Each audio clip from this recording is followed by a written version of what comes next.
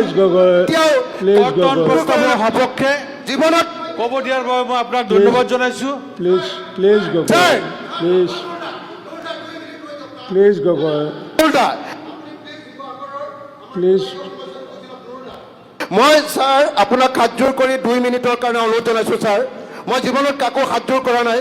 মই সংসদীয় পৰিক্ৰমা মন্ত্ৰী আৰু নুৰ হুদা, এইটো অকল আপোনাৰ বিষয় নহয়, আমাৰো বিষয়। অনুৰোধ জনাইছোঁ আপুনি বেলেগ ডিভাইচত আনিব।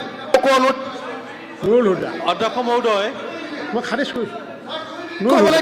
অধ্যক্ষ মহোদয়, ছাৰ 2 মিনিট ক'লে আপুনি, 2 মিনিট 46 ছেকেণ্ড ক'লে আপুনি, তাৰে 2 মিনিট 46 ছেকেণ্ড ক'লে আপুনি। নুৰ হুদা, কণ্টিনিউ। অধ্যক্ষ মহোদয়, আমি কালি এইটো প্ৰতিবাদ কৰিছোঁ। কালি পাৰ্লামেণ্ট এফেয়াৰ্ছ মিনিষ্টাৰে কালি দিছে, গতিকে কালি আলোচনা হৈ গৈছে। মই মাননীয় অধ্যক্ষ মহোদয়ৰ কথাটো শুনিম। হুদা আৰম্ভ। মাননীয় অধ্যক্ষ মহোদয়,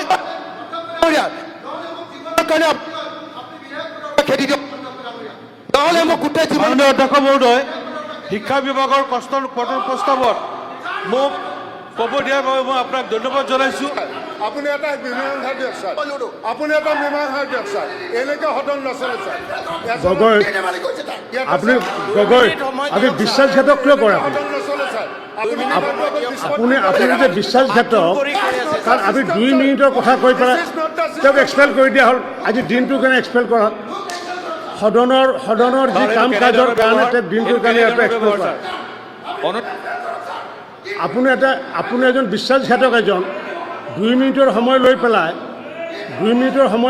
আপুনি 2 মিনিট 44 ছেকেণ্ড কোৱাৰ পিছত আপোনাৰ দৰে বিশ্বাসঘাতক মানুহ মই আজিলৈ দেখা নাই।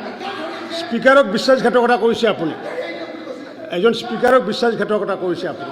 মাননীয় অধ্যক্ষ মহোদয়, মই আপোনাক এটা অনুৰোধ কৰিব খুজিছোঁ। আপুনি ছাৰ আমাৰ সদনৰ গাৰ্জেন, এজন সন্মানীয় সদস্যক বিশ্বাসঘাতক বুলি আপুনি কৈছে, এইটো ছাৰ উইথড্ৰ কৰক ছাৰ। নাই কাইণ্ডলি ছাৰ উইথড্ৰ কৰক। শুনক, ভাল নহয়, বিশ্বাসঘাতক কৈছে কাৰণে কৈছে বিশ্বাসঘাত।